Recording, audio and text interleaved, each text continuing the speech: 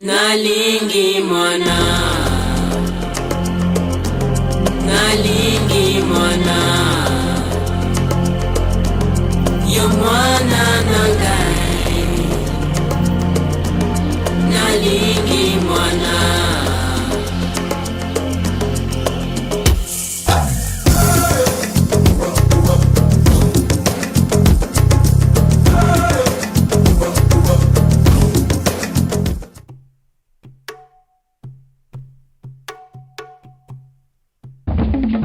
Hello friends, and welcome back to my Africa memory video blog, or whatever you want to call it.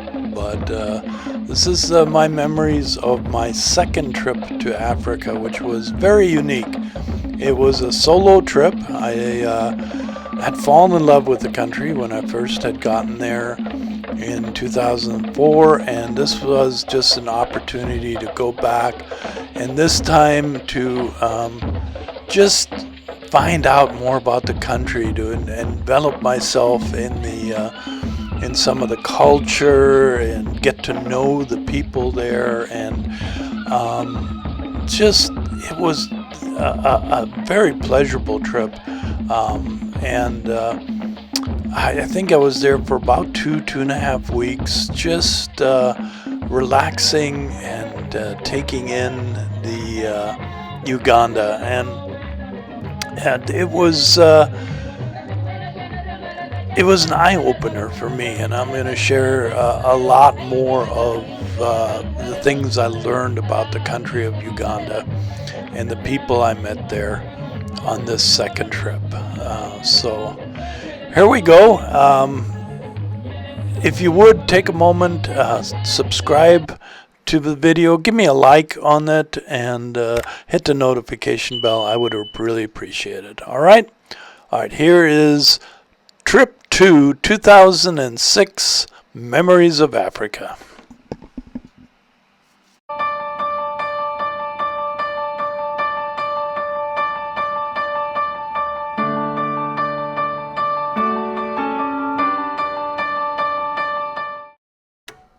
Well, let's start with the accommodations that I stayed at on my second trip.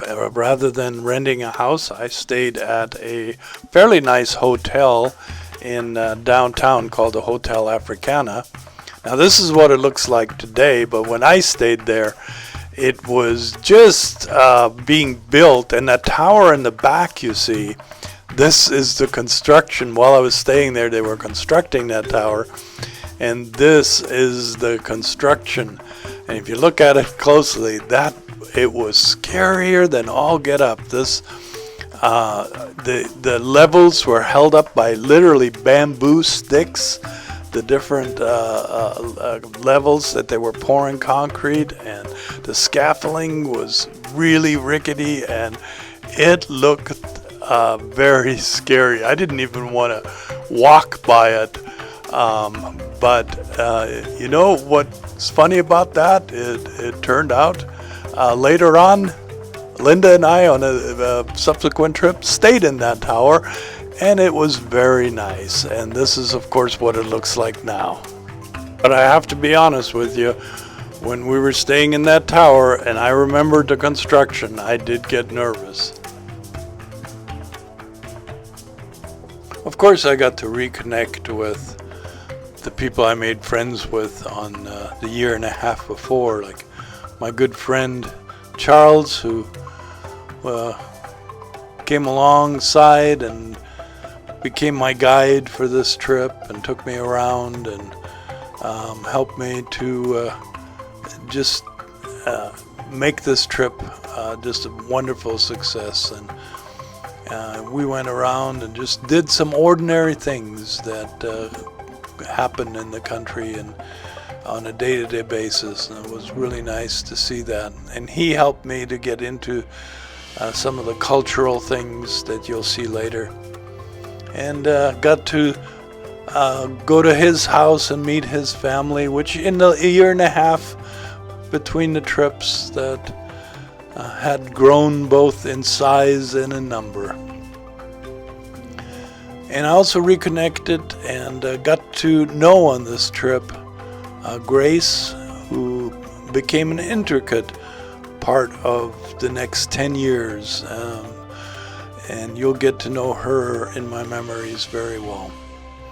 At that point, Grace was just somebody that I knew from the church, and that from the Bible study that I had taught a year and a half earlier, and she had a sewing shop, and she had shown me around her sewing shop, and so then I was introduced to a church that I had just gotten a little bit of knowledge about. It was run by a pastor. His name was Pastor Godfrey, and his wife Evelyn, and they had a little church on the outskirts of Kampala, and so I got a chance to visit that church and speak on a Sunday, and share with the people, and it was just a neat experience to get to do that, and kind of to get to do it on my own, you know. That's kind of what made this trip unique, is that being by myself, I wasn't being rushed around with a group or with an agenda of a group. I was able to just see the things and meet the people I wanted to meet, and I wasn't on any kind of a schedule, and it just made this trip very relaxing and unique, and it was actually made this one of the most pleasurable trips I had to Uganda. But from this church, the Pastor Godfrey, we spent a couple of days. He introduced me to a fledgling school that he had started there in Uganda, and this school would become the center and the focal point of where everything started with the organization I would later start. But the school was located in the poorest section of Kampala, in a little township of Kazugu, which was right outside on one of the outskirts of Kampala. But it served the slums that were around Kampala, and the children were kindergarten through high school age in there, in just this ramshack set of buildings that were no more than wooden sheds and some barely built concrete structures, and but that's kind of where I was introduced to that, and this would, like I said, this will become significant in later trips.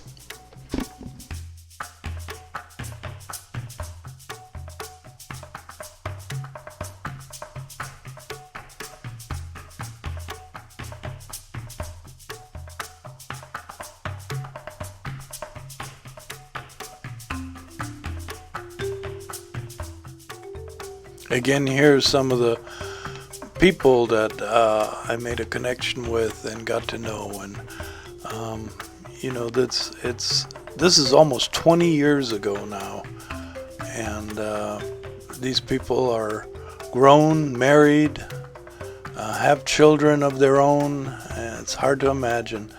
And but again, hey, if you see yourself in this video, or please make a comment down below that let me know.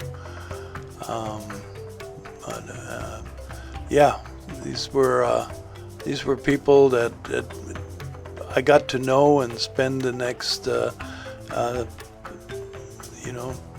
10 years, 12 years knowing and being friends with. Well, also just spend some time just going around and seeing Uganda and around the capital. Didn't do much traveling around, but just around the city itself, just spend some time by myself going around and or with Charles and exploring the area, and that was about the gist of this trip. So that's trip number 2. I hope you enjoyed it. If you did, please subscribe, and also up here are some other videos that I've made that you can watch from the first trip, which is divided into 2 videos. All right, till next time, bye-bye.